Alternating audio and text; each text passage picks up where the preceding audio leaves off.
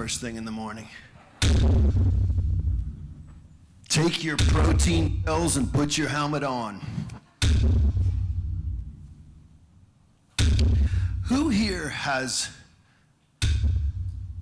the word momentum in their job description? Isn't that kind of funny how if someone said to you, what is at the essence of what we do as leaders and what we do? You would probably say, well, my role is designed around creating business growth, brand growth, and in the way of momentum. But yet we dish out these multiple pages of job descriptions. And why wouldn't we just say, Chief Momentum Officer, or I create momentum, or my job description is to create momentum? Simplify life for HR, I think. But what about physics as applied to momentum? And what about physics as applied to business? Let's take you back. Who here thought you were going to get a physics lesson at 8:13 in the morning? So take notes on this one. Sir Isaac Newton's 3 laws of motion say what? First law of motion. Object at rest tends to stay at rest until you apply force. Basically, nothing happens until you do something. The second law of motion says this: force equals mass times acceleration. Force equals mass times acceleration. Mass, how big you are; acceleration, how fast you can go, and that defines force, which is in some ways the definition of momentum. But the third law is probably the most scary law. You know it, but you forget it. But when I say it, you're going to go, of course, that's the third law. You could finish this one too. For every action, there's an equal and opposite reaction. Competition, complexity, currency. Think of those 3 laws of motion in terms of momentum for your brand and your business. And that's the type of physics dynamic. When I joined Levi's, I thought, man, there's something more to just building a brand than just buying more media, getting more creative, and creating awesome product. It's about turning moments into momentum. And if you think about the success stories today, it's not just about one thing that happened and then you walk back, step back, and say, well, we're just going to let that ride for a few more years. Anyone figured that one out yet? It's about every day taking those moments, and turning it into momentum. So what I'd like to do in the next 15 minutes is just take you on a little journey that I've been on with Levi's, really lessons I've learned and applied to try to understand how to take the iconic brand Levi's and have confidence moving into this century to make sure that the next 150 years are equally as successful and iconic as the last 150 years.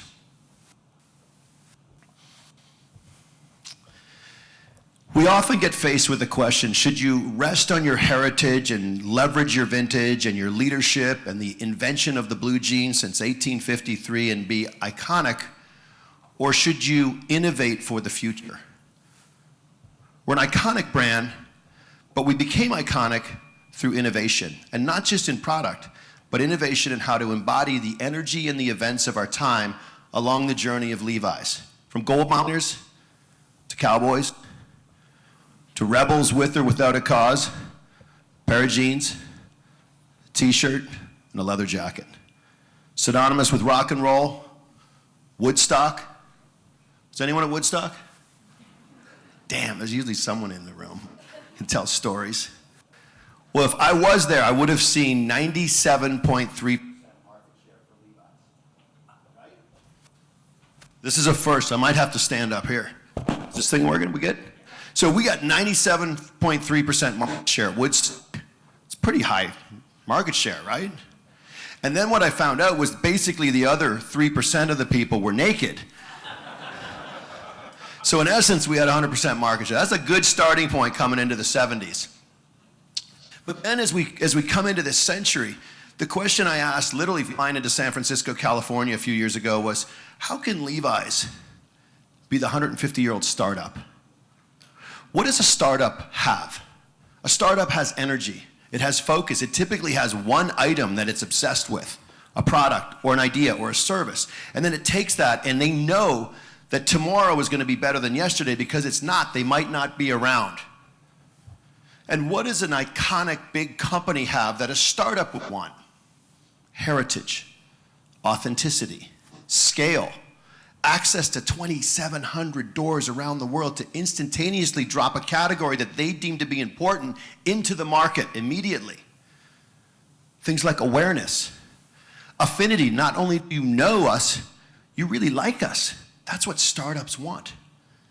So in San Francisco, California, the startup culture, arguably of the world, how could we create the positive collision between Levi's and the startup culture? The 150-year-old startup. So we built an innovation center in Levi's 2.5 years ago. The Eureka Innovation Lab was our and is our proprietary lab for denim innovation, sustainability, craftsmanship, performance in denim, and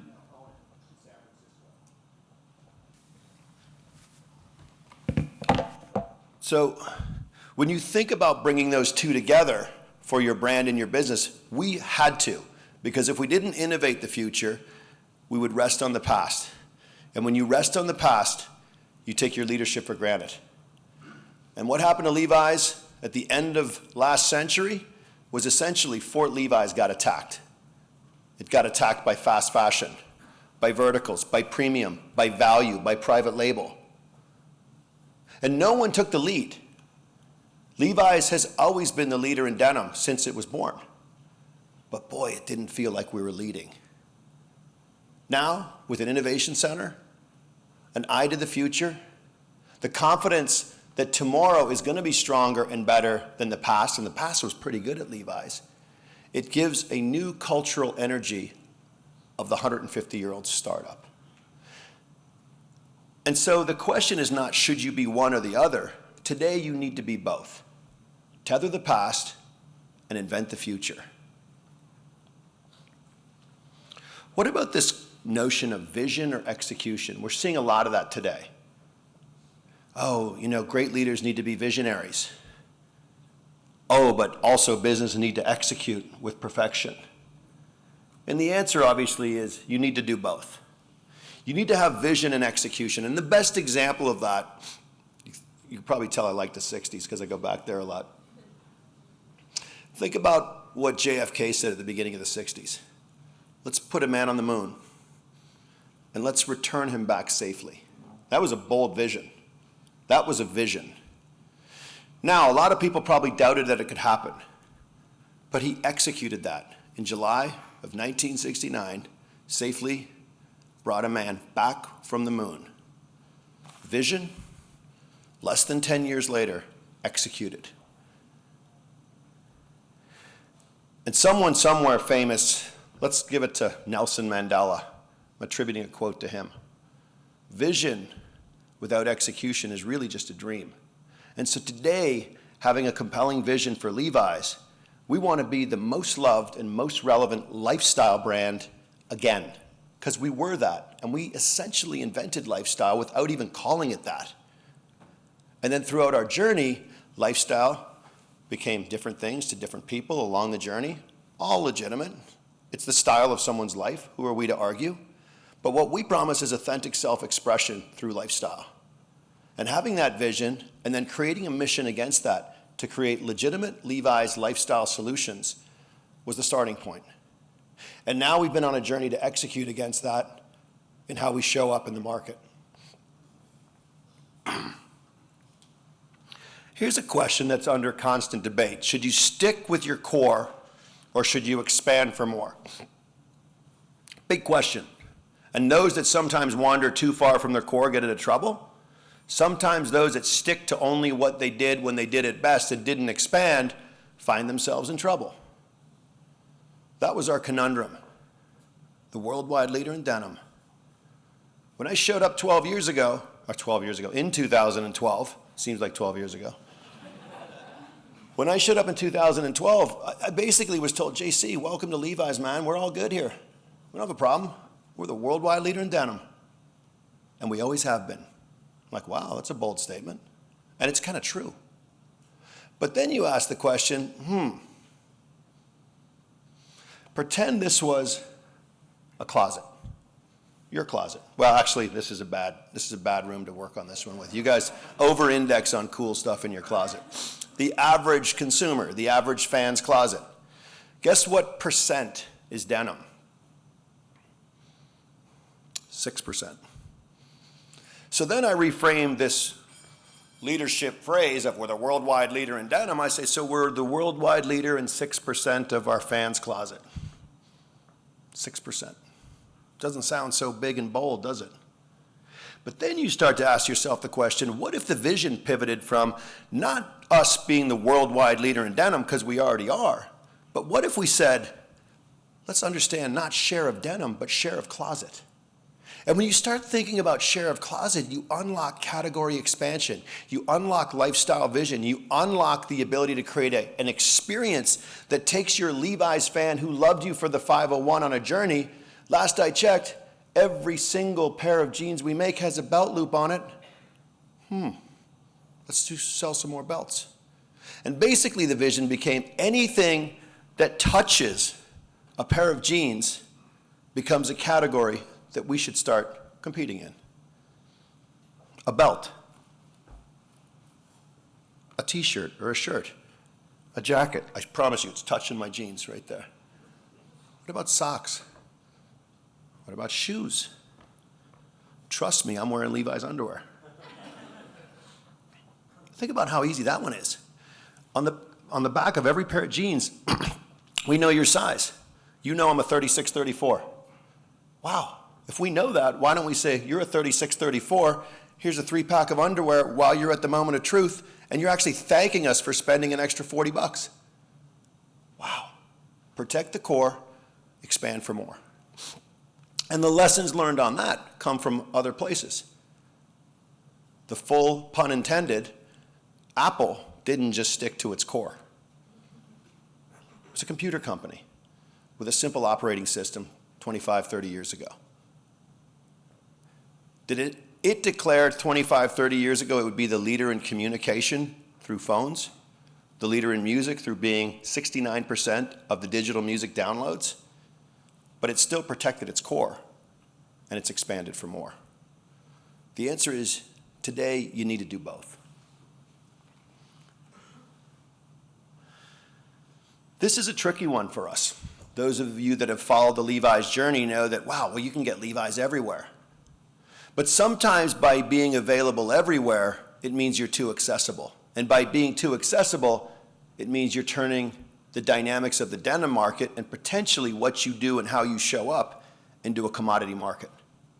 If you're too accessible, you might be guilty of creating a commodity market.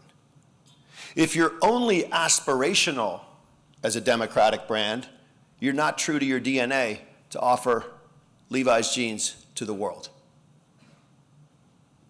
Our challenge is to find the right intersection to say, let's be accessible and aspirational. That's my challenge right now. And what does that look like? Well, let's look at Starbucks. Somewhere across America, there's still something aspirational about a Starbucks cup. Maybe not for the fancy folks in New York City at the Rainbow Room up here, like to take a moment and look at the view, but for a lot of people, that moment is aspirational. They taught you a new language, Vente. They write your name on a cup. You get to customize something for yourself every day, and you might get change from $6. It's pretty aspirational. And by the way, they are highly accessible. Everywhere you turn, every corner you look, there's a Starbucks there. And it's undeniable they're the worldwide leader in offering customized solutions on a daily basis around the world. Aspiration and access. So what have we done? Elevated our position with Levi's Made and Crafted, Levi's Vintage Clothing. Today, go down to the meatpacking district and say, hey, JC told me about Lot 1. What's that all about? Oh, that's our custom solution to design a pair of jeans for you. Your pattern, you choose the material, the thread count, the rivet, anything you want, the style you want, we will make it for you. It'll cost you $750. But think of how much you would spend on a suit, and you'll have those jeans forever. Custom for you. So driving towards aspiration with solutions on product, and at the same time creating access, is the journey we're on. Jeans are supposed to be simple, purposely built for gold miners with a rivet to basically last longer than anything that was ever created before that in 1873. That was a simple starting point. Pick up a pair of Levi's jeans, go into the gold mine, and the jeans will last longer than anyone else's clothes. And by definition, you get to work longer, and by working longer, you find more gold, and by finding more gold, you achieve your dream. It's pretty interesting, isn't it? That's what that fifth pocket was for, by the way, the big piece of gold. Everyone says it's a watch pocket. No way. That was for the guy who found the biggest gold nugget. Put it there. Why on the right side? Right there, protected. Fast forward to today, we've set up our fans, our consumers, on an obstacle course to find the perfect pair of jeans. Not just us, the industry. With our sizing dynamics, with our materials, with our fit, with our stretch, with our brand, with our promise, with how we show up, with the fitting rooms that work or don't work, with online, with returns, all these different dynamics, we literally have knowingly or unknowingly set up our fans on an obstacle course. Wow. For a pair of jeans. How can we simplify that so that selecting, picking out a pair of jeans is just an easy process? But at the same time, you have to deliver a level of sophistication to deliver simplicity. If you take nothing away from this talk right now, remember this one. Do you remember the mullet haircut? Remember that? Well, what's the business mullet? The new business mullet is simple on the front, sophisticated in the back. Why? Because the best brands on earth today have figured out how to deliver simplicity, but you know you can trust their back end of sophistication. Google. Type in a word, and in 0.8 seconds, you find out everything you want to know about that word. But the sophistication required to deliver that, you don't need to know it, you just trust it. So for us, we need to get into simple solution mode, simple lifestyle solution mode, but have the back end, and some of our partners are actually in the room today, helping us to be more sophisticated. Simple on the front, sophisticated in the back is the way forward.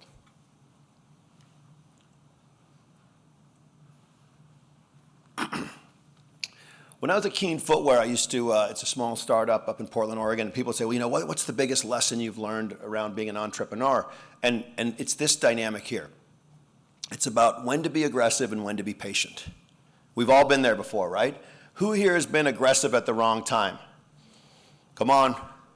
Who here has been too patient and said, God, we should have moved faster on that? Who here says, I have the perfect balance of being aggressively patient in the moments that matter most for my organization, and I deliver that on a daily basis? None of you, me included. But that is the dynamic moving forward, is you have to be both.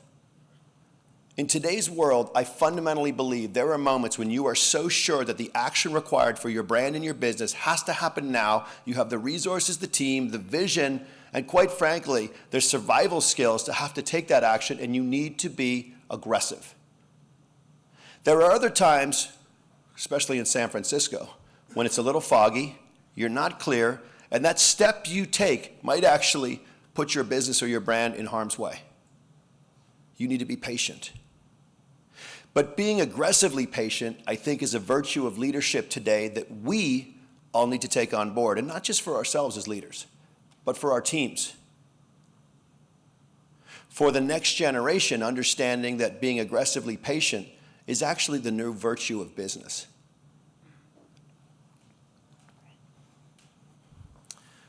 Profits or principles? Interesting one. Keen Footwear, 2004, we were less than 1 year old. Indian Ocean earthquake hits, tsunami, global disaster. We had $1 million marketing budget, and we decided to put every single penny into American Cares and for disaster relief. Probably the stupidest marketing idea in the history of brand building. We had nothing left. We just gave it to them and said, Ugh. That's what we did. It turned out that that one move cemented a relationship with like-minded individuals in 2004 that said, God, if I could have done that, I would have. And we put our principles before our profits. Well, Levi Strauss has been doing that for 150 years. The first check Levi's wrote that wasn't to an employee or to a partner was to the community. And since then, we've set terms of engagement with our factories. We've understood sustainability solutions and always said, let's continue to be made of progress, and let's make sure we deliver our profits through principles. And so it's not a tension point anymore. And it shouldn't be for our industry, for our business, or for our brands. The dynamics of delivering profits and principles is very real for us. And we should take that so that in not next year, in our reports or our annual reports, we should be thinking about how to drive the future against that. So in 20 and 30 years, you're telling your kids and your grandkids, when you had a chance, you actually made a difference beyond just profit. So here's the final one. Expected or unexpected? We're expected to grow our business. We're expected to build our brand. We're expected to do many things with it. But sometimes you have to deliver that in an unexpected way. Think about David Bowie. He was expected to always create really, really good music. But the way he did it and the way he brought it to market, the way he brought it to his fans was always in an unexpected way. Taking a lesson from that at Levi's, we said, well, let's continue to do what we do around lifestyle, around our categories, around expansion globally, et cetera, but let's do something unexpected. The driver of lifestyle right now today, it can be argued, in our world, is sports. Think about the magnitude of sports and the influence it has beyond just the arenas that it plays in. But if you go to a sports event, football game, basketball, soccer, there's a common denominator that's not so obvious. 90% of people in the stands are wearing blue jeans. So how do we connect to that? Well, 2.5 years ago, we built Levi Stadium in San Francisco, home to the 49ers, home to Taylor Swift, home to One Direction, home to Manchester United Barcelona soccer game, home to WrestleMania, and home to Super Bowl 50 less than a month ago. The center of culture took place at Levi Stadium. We launched an NFL collection with Levi's. We sponsored the stage. People like One Republic, Chris Isaac, Alicia Keys, center of culture, music, football, common denominator, Levi's jeans. Deliver the expected, but take your fans to the unexpected. So think about what we need to do in our industry, specifically in menswear, and we heavily weight to menswear. I'm constantly challenging myself and my team to understand what are all these moments in the future that will continue to create momentum for the Levi's brand. How can we understand how to take the iconic brand Levi's and in 10, 20, 30 years set the conditions for success to say Levi's continues to be the leader, not only in what they do, but how they think moving forward? I challenge you to think about what you can do to turn all these moments into momentum. Thank you.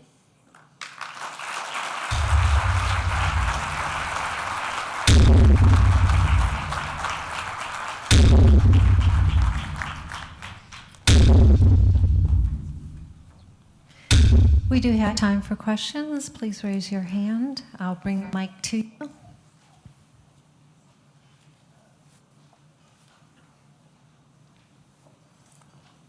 I got one. How did you get me up so early this morning? And singing.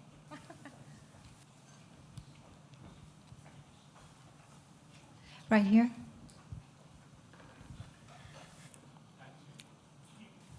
Do you find awareness and affection for Levi's change generationally? How does the millennials? Yeah. So do you find affinity and affection toward Levi's change generationally? For sure. I mean, every time I get on a plane and sit next to someone and you chat and someone says, oh, what are you doing? So I'm the Levi's guy. And they kind of look and go, Levi's? Oh my God, I love Levi's. And this is a genuine question. Or maybe I can turn it into a statement. I've never met someone who's actually mother effed Levi's. True story.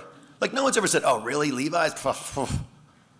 even our competitors have this respect for us and say, man, keep going, push it, do something. So I do think that clearly the journey over the generations, there are certain moments that, and let's face it, man, in the 70s and 80s, the competition wasn't where it is today.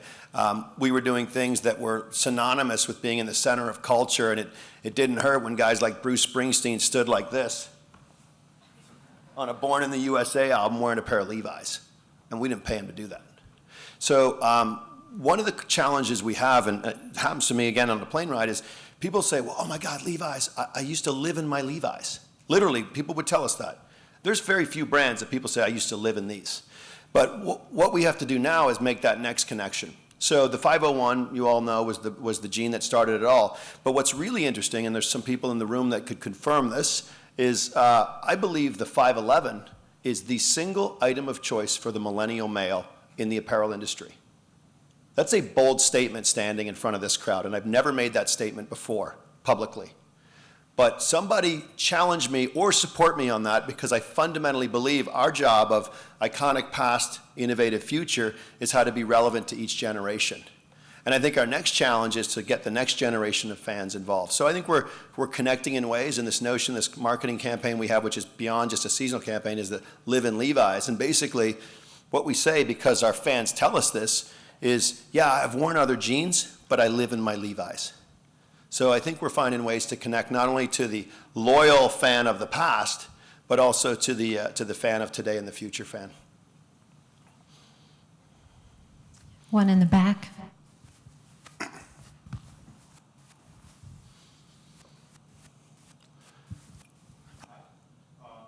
You talked about protecting your core and expanding for more. Have you ever had a situation where your core appeared to be becoming irrelevant, and did you decide to stick with it, or did you decide to abandon it and move on, and what were the consequences or the impact of your decision? Great question. So this is, I know it's the menswear summit, but let me take you to the women's world for a second. Does anyone know who the worldwide leader in women's denim is? Anyone? You're all in this industry. Come on, you must know this answer. No one knows. Who? Starts with an L. I'll give you a hint. Ends with Levi's.